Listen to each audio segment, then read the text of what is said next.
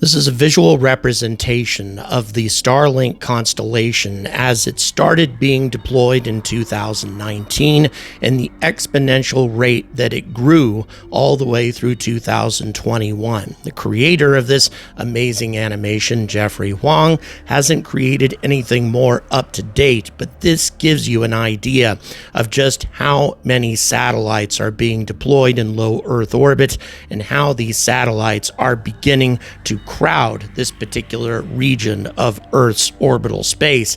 It is getting out of control, and every time there is a small incident, things can get worse. For example, in December of 2025, SpaceX has now admitted that one of their older satellites exploded, creating a cloud of debris. Granted, not a massive cloud of debris, but still a bit problematic and something that's not going to be deorbited for several months, if not a year or so. But this is just a small picture of how serious this problem is beginning to become, because Starlink has had to carry out no less than 300,000 orbital evasion maneuvers just in 2025 alone. Mostly this is just to avoid crashing with one another, but also to crash with other satellites, such as those being deployed by China, and new pieces of space debris that continue to get introduced into this orbital space.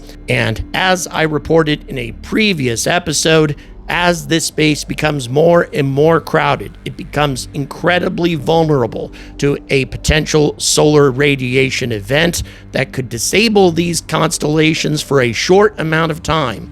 A mere 2 or 3 days is all it would take to destroy every satellite we have in low Earth orbit and plunge Earth's economy into ruin. All of this and more coming at you on The Angry Astronaut right now.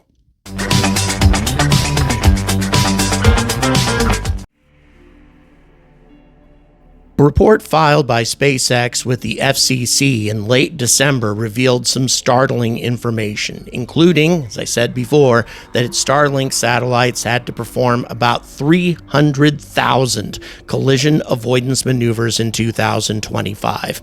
As most of us know, Starlink is a mega constellation of satellites that beam internet to the ground. The first Starlink satellites were launched in 2019, and they now number about 9,400, several times more than the amount of satellites that you see in this particular animation. This accounts for about 65% of all active satellites in orbit. The FCC requires SpaceX to publish an update every 6 months on Starlink's approach to safety, given that 2 satellites could produce thousands of pieces of debris if they were to collide in space, potentially rendering parts of Earth's orbit unusable or leading to a cascade of collisions, also known as the Kessler syndrome. In its latest report, filed on December 31st, SpaceX said that its Starlink satellites performed about 149,000 collision avoidance maneuvers from June to November of 2025. Such maneuvers are performed when 2 satellites are deemed to be passing too close to each other and have a reasonable chance of collision. However, it's worth it to keep in mind that the industry standard is to maneuver when there's a 1 in 10,000 chance of a collision. SpaceX is even more conservative and maneuvers when there's a risk of 3 in 10 million. But in addition to the 144,000 maneuvers previously reported from December 2024 to May of 2025, this overall amounts to about 300,000 for 2025, an increase of about 50% from 200,000 maneuvers in 2024, according to Hugh Lewis at the University of Birmingham, who studies these sorts of problems. That's a huge amount of maneuvers. It's just an incredibly high number. Most other satellite operators in the US and abroad don't publish their maneuver figures, but a typical satellite pre-Starlink might have performed a handful of maneuvers a year. Per SpaceX's figures, it is performing up to 40 maneuvers per year per satellite. In other words, we're talking almost one maneuver per week per satellite to avoid a collision. Lewis says the company is on track to perform 1 million maneuvers every year by 2027, with several other mega constellations in the US and China also being deployed, meaning that the number of potential collisions is going to grow. From a physics point of view, it's not good, according to Lewis. We are moving ourselves towards a pretty bad scenario in orbit. It is not sustainable. In its latest report, SpaceX also revealed, for the first time, repeated encounters with other satellites. It singled out a Chinese satellite called Honghe 2 as having more than 1,000 close approaches with its Starlink satellites. One satellite having 1,000 close approaches with Starlink, likely because they operate in similar orbits. Quote, it highlights how SpaceX really owns that orbit, according to Samantha Lawler at the University of Regina in Canada, with most of its Starlink satellites operating at an altitude of between 340 and 570 kilometers. According to the Outer Space Treaty, everybody is supposed to have access to all parts of space, but they've kind of occupied it. SpaceX also revealed details of a Starlink satellite that exploded in December, releasing dozens of pieces of debris. It said that the cause was a, quote, suspected hardware failure, unquote, and had identified and removed the components responsible from future Starlink designs. However, they didn't mention how many satellites that are currently in orbit might be using similar hardware components that might have similar problems.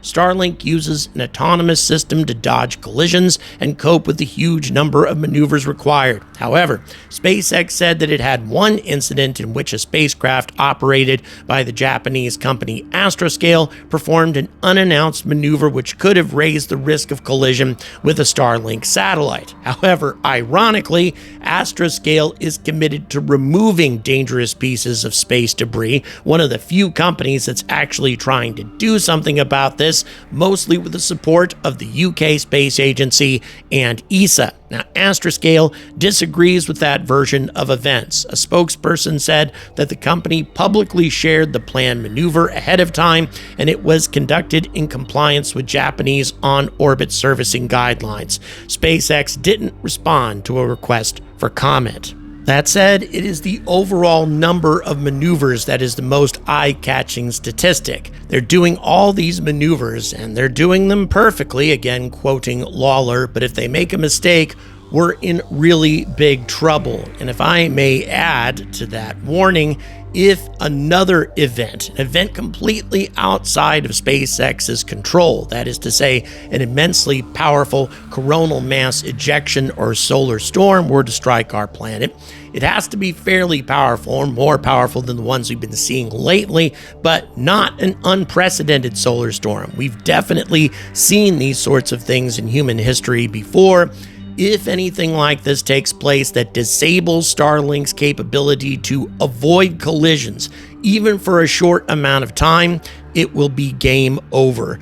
A few years ago, if an event like this took place, it would take around 200 days or so for the situation to get completely out of control and an unstoppable cascade of chain reaction collisions happening, again, also called the Kessler syndrome, which would destroy our capabilities, at least in low Earth orbit, and put the entire space industry and our economy into a tailspin. Now, with the current number of avoidance maneuvers and satellites that SpaceX has in low Earth orbit, that figure has been reduced to 2.5 days. And as SpaceX continues to deploy more satellites, that number is going to drop further.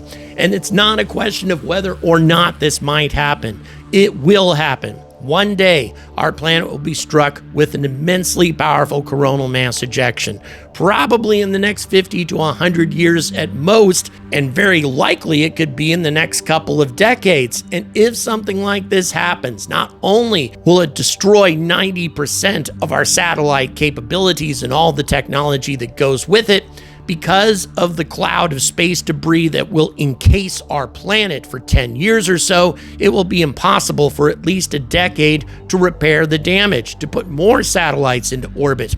Or, if you're interested in establishing a permanent presence on the moon, send out any future interplanetary missions, including missions to the moon. A grim future that is becoming more and more likely the more satellites we put up there without a clear plan in case disaster strikes. Thank you very much for watching. Please don't forget to like and subscribe. Once again, I would like to emphasize that I've raised about half the money necessary in order to bring my producer to the Artemis 2 launch next month. I want to express my deepest appreciation for your support, but if you'd like to help us get the rest of the way, all the details are in the description. Thanks again, and until next time, stay angry about space.